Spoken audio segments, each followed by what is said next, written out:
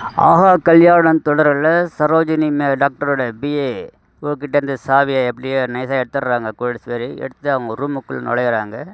ரூமுக்குள்ளே இருக்கிற எல்லா ஃபைலையும் தேடி பார்த்து எந்த ஃபைலையுமே எதுவுமே கிடைக்கல. ஃபோன் வருது. ஃபோனில் சூர்யா பண்ணுறாரு. இதேமாரி நான் அழகியோட அம்மாவை தேடி போயிருக்கிறேன்ற விவரத்தை சொல்கிறாரு. பிறகு அதை தெரிஞ்சுக்கிறாங்க. பிறகு எல்லாத்தையும் தேடி எதுவுமே கிடைக்காதனால ஒரு கட்டத்தில் ராஜலட்சுமி டென்ஷன் ஆகி அங்கே இருக்கிற ஃபைலெல்லாம் தூக்கி வீசுகிறாங்க. பிறகு ஐஸ்வர்யா ஒரு விவரம் கிடச்சிருக்குது. இந்த லேப்டாப்பில் எல்லாத்தையும் அந்த ஆள் சேவ் பண்ணி வச்சுருக்கிறான். அந்த ஆள் வந்து டஸ்ட்டுக்கு வர்ற பல லட்சங்களை அந்த ஆள் அக்கௌண்ட்டுக்கு மாற்றிருக்கிறான். அதே நேரத்தில் அந்த ஆளுக்கு ஒரு சின்ன வீடு இருக்குது. எல்லாத்தையும் இதில் ஸ்டோர் பண்ணி வச்சுருக்கிறான். அந்த ஆள் பொண்ணுக்கு கல்யாணம் வரப்போகுது அப்படின்றாங்க.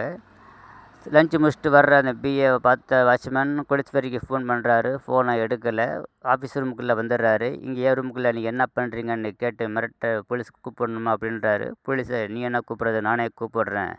டஸ்ட்டுக்கு வந்த பல லட்சங்களை நீ மோசடி பண்ணியிருக்கிற, எல்லாத்தையும் இதில் ஃபோல்ட் பண்ணி வச்சுருக்கிற. அதே நேரத்தில் உனக்கு சின்ன வீடு இருக்குது, உன் பொண்ணுக்கு கல்யாணம் ஏற்பாடு பண்ணியிருக்கிறன்ற விவரத்தெல்லாம் எல்லாரும் சொல்கிறாங்க. அதை கேட்டு அதிர்ச்சி ஆகுறாரு. எங்களுக்கு அழகியை பற்றிய முழு விவரம் தெரியணுன்றாரு. அப்போது ஒரு வயசான பெரியவர் தான் அழகியை இங்கே கூட்டிக்கிட்டு வந்தார். கொஞ்ச நாளில் அவர் செத்துட்டார். ஆனால் அழகி அந்த குடும்பத்தை சேர்ந்த ஒருத்தவங்களுடைய குழந்தை, உங்கள் குடும்பத்தை சேர்ந்த ஒருத்தவங்களுடைய குழந்தை அப்படின்னு அவர் சொல்லியிருந்தார். அதை வச்சு தான் நாங்கள் இந்த விஷயத்தை நாங்கள் கையில் எடுத்தோம்.